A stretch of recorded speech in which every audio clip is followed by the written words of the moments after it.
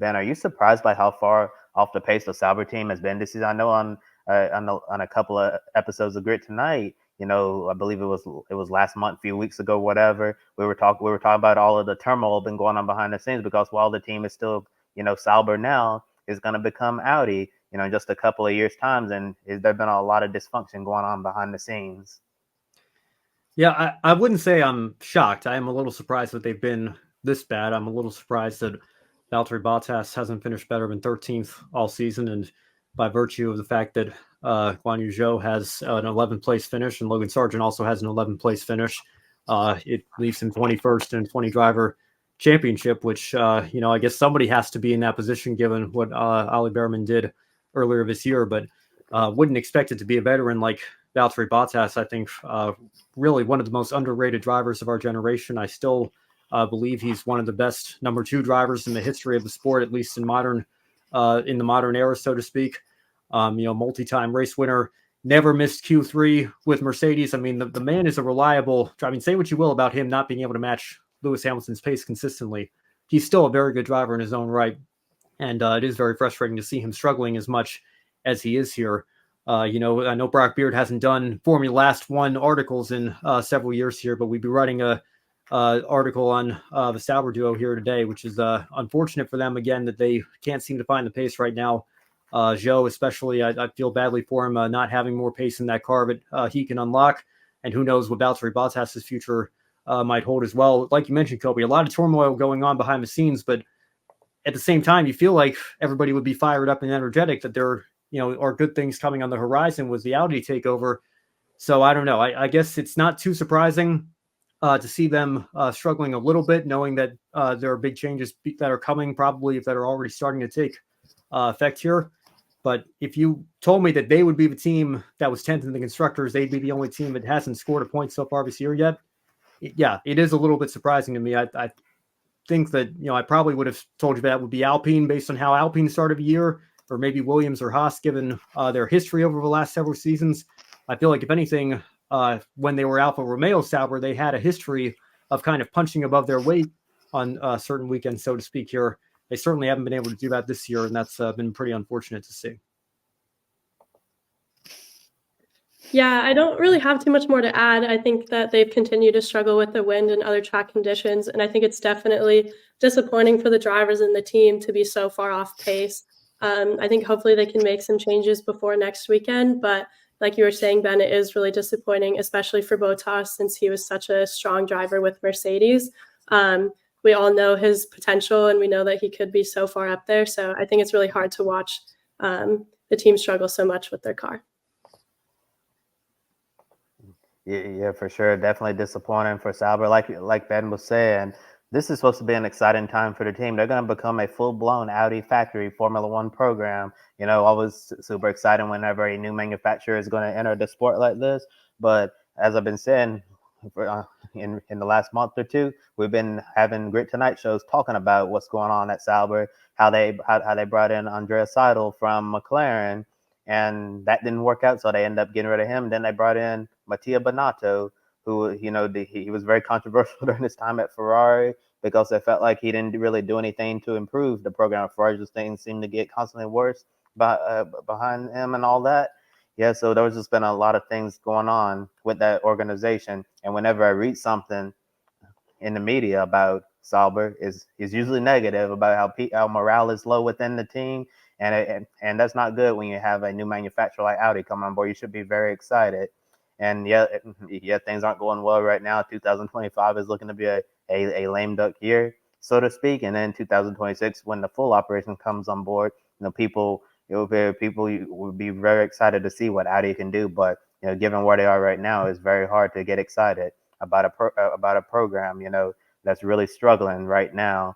And I wanted to ask you guys a follow-up question here, starting with you, Ben, and then Linnea to finish off with that. We talked about Valtteri Bottas been 21st in a 20 driver championship. And we know Formula One silly season is still far from over. Have a few more seats left to fill. But whenever we talk about the seats that are available, not once have I heard Valtteri Bottas' name mentioned for any of those set seats. So my question for the both of you, do you think that we could be witnessing the end of Valtteri Bottas' Formula One career? Unfortunately, yes. And again, like I mean, I know Josh and I really got into it when I suggested this, but I said when we were talking about we had that emergency breaking news show about Lewis Hamilton going to Ferrari, who could be on the short list for Mercedes, and is Kimi Antonelli going to be ready or not? And of course, we all expect him to be the answer to that question at this point. But I said, hey, listen, why not Valtteri Bottas? He certainly knows the facilities better than anybody else. I'm sure he knows a lot of people over the team better than anybody else. And he's somebody who I think certainly at this point in his career would be a reliable second driver to George Russell as Russell looks to take the next step towards being a contender for a World Drivers' Championship. And he could be that veteran voice in the paddock for Mercedes.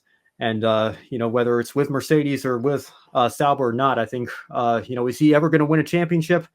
I don't think he's at that level, but I still think he's a very talented driver in his own right who on his best day is capable of winning races and contributing to a constructor championship level organization as he did with Mercedes for all those years. So it would be a shame to see him go. He's just pulling him up here. He turns 35 this week. So, I guess when you get up to that age in Formula One, sometimes, you get kind of shoved aside from the driver market as the young rookies are coming up. So I guess it shouldn't be too much of a surprise that this may be the end for him. But if it is, I think it's unfortunate because I think that he certainly has a lot to offer several teams on the grid. There just might not be an opening for him. But then again, there were years where there wasn't an opening for, the Kevin Magnusons and Nico Hulkenbergs of the world. They spent a couple of years away and then came back. So it might not be the end for all time for Valtteri Bottas, but he might have to take a sabbatical here and maybe go explore racing in another series, which again, I think would be unfortunate. Yeah, I think that would be really hard if this is his last season, especially given the way that his team is performing. Like you said, Ben, he has an incredible history and lots of points under his belt. And I think that it would be pretty much a really big bummer to see him go. I know Mercedes does have that extra seat. I don't know if they would pull him up or not for that. He has worked with George Russell once before and, knows the team dynamic. So I think that would be a really interesting play if Mercedes did do that. But also, like you said, Ben, he could leave for a few years and come back. But I do hope that this isn't his last season.